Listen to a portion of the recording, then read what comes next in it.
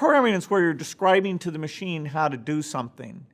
And so telling it how to play tic-tac-toe, telling it how to play the board game Monopoly, telling it how to convert numbers from one base to another. And the idea of, okay, there's these simple instructions, but if you put them together, then you can synthesize something quite complex.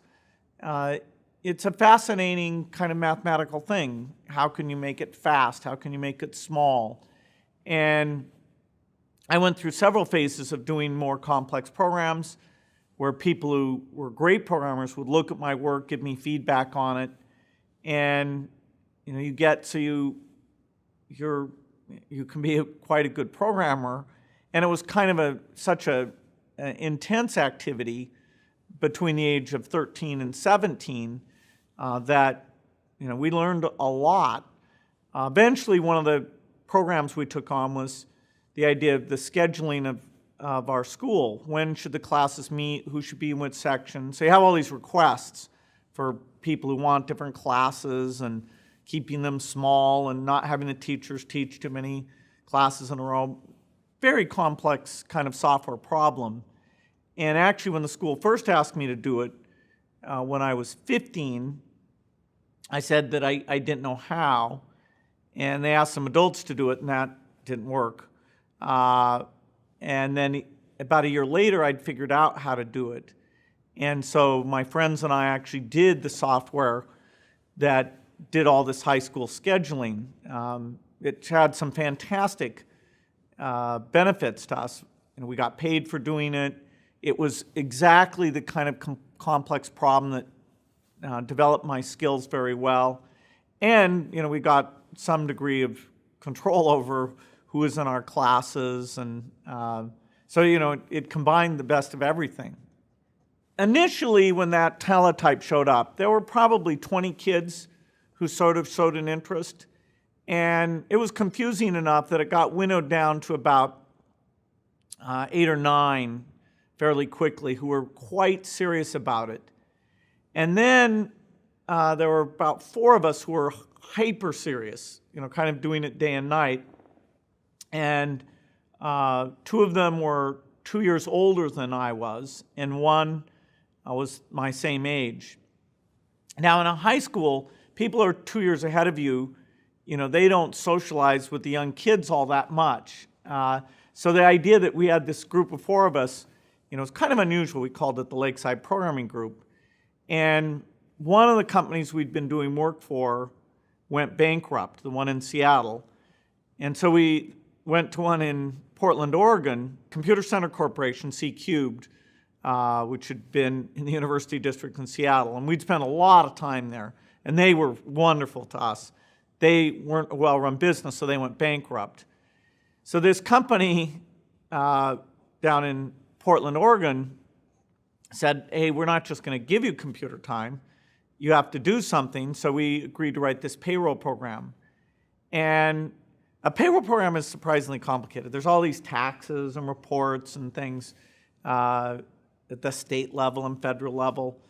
Anyway, they said, well, if you could write one of those, we'd at least give you free computer time. And so I negotiated that deal.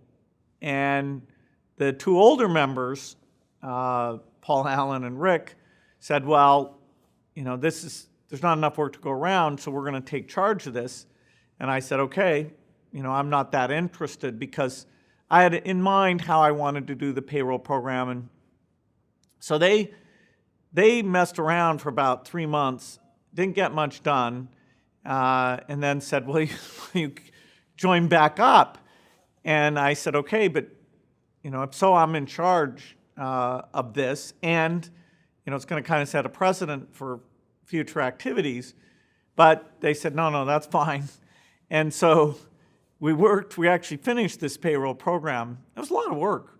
The friend who was my age, Kent Evans, and I ended up doing the lion's share of the work. Now, tragically, right as he and I finished that, he was killed in a mountain climbing accident. And So then there were just 3 of us left who'd been extremely involved, including Paul Allen, who was the one who was reading the magazines even more than I was. And he was the one who actually saw this computer on a chip, so-called microprocessor, in a very small, obscure article. But he saw that it would be deeply important and brought that to me in 1971. So we were still 15. I was 15, and he was 17 at the time.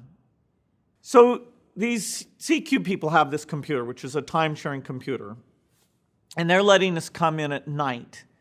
And they had this deal with the company who made the computer, Digital Equipment Corporation, that they had this acceptance period. If they could find problems with it, they could delay their rental payments. And so they thought of us as kind of monkeys that might find some problems and help them delay their rental payments. Well, that was a fair analysis, because at first we were just completely goofing around. Like, we'd try to run hundreds of jobs at the same time, or have all the jobs try and grab the same resources to see if we could get the system to fail. And we did, in kind of this brute force approach. And so they would report that as a problem and delay their rental payment. Well, as a few months went by, actually about 4 months by the end of it, we had gotten very sophisticated. In fact, we'd gotten the source code of the operating system out of the garbage can, and we're reading it. And the kind of problems we were finding were far more subtle. In fact, we'd not only find the problem, we'd look and we'd suggest how they might fix it. Well, anyway, Digital Equipment got so tired of this, they said, look, you got to pay. You're going to be able to find problems, these kinds of problems forever, but we need to get paid. And so then there was a question whether they would let us stay there or not. And it was pretty tenuous. And so Paul and I, we understood the system well enough that we could look at all the passwords of the various accounts. And so, we could use literally any account. And then people, when they found out we'd done that, they got kind of mad about that. They weren't sure how mad they should be about it, because we hadn't really caused any damage. But, it wasn't a good thing. Computer hacking was literally just being invented at the time. And so fortunately, we got off with a bit of a warning. But there actually was a period that, because of that, they said we weren't supposed to use the computer. And it was over a summer. And Paul actually went up to the University of Washington and found ways to use the computer and get connected up. And he took a while before he told me, and then eventually he told me about that, and we got back on. I was really quite serious about math at the time and various science things. Paul had actually read more science fiction than I had by a lot. And so he and I would talk about that. But I had plenty of things. It wasn't some great tragedy.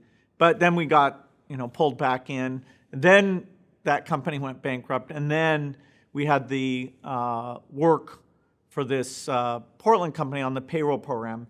And then we had the scheduling program. And so, we were lucky. There were always kind of things that not only gave us an opportunity, but exposed us to that next level. After the payroll program, then there was a computer project to use computers to control all the electricity grid in the dams of the Pacific Northwest. It's a government agency called Bonneville Power had done a contract with a company called TRW to use computers to do all this control. And TRW had committed to do all this really high reliability, great software work. Well, they found it more difficult than they expected. And so they were looking for people who understood these kinds of computers, which Paul Allen and I had done a lot of work on. This was the same computer that was at Computer Center Corporation and at this Portland company, Information Sciences. Anyway, so we were kind of famous, but nobody had met us because we'd filed these problem reports. And by the end of these problem reports, they were so sophisticated, it was like, who are these guys, out in Seattle telling us how to fix all this stuff? And so when TRW is saying, hey, we're desperate, find us, they're telling Digital Equipment, who makes these things, find us the best programmers. And somebody says, well, there's Gates and Allen. And somebody says, well, nobody's really met them. But yeah, but they're really good. We ought to be able to track them down. So they find us, this one guy, and we go for an interview, and these two kids show up, and when I was interviewed, I was 16 when they interviewed me. So they're like, well, we can't hire you. But then they talk to us about software, and we clearly know a lot. And when you're young and you know a lot, people don't have any kind of intermediate thing. You're either, what you're supposed to be, which is a kid who doesn't know that much, or they think, whoa, this guy's the limit. Well, we were pretty good programmers. But anyway, so we got jobs at this TRW, and that exposed me to some programmers who were way better than I was, who critiqued my work. I could look at their work. This one guy was really a phenomenal programmer, and he would just take my stuff and rip it apart, in this super constructive way. Anyway, it was a brilliant thing, and so part of my senior year and the summer before and after the senior year, Paul and I were down in Vancouver, Washington, working on this project. So it kind of took our understanding to a whole new level, and it exposed us to a bunch of people there. And Paul, the whole time, ever since he'd seen that MicroProcessor article, was saying, there's an opportunity here. This is going to be big. We ought to think what we're going to do about this. So we kept talking about that.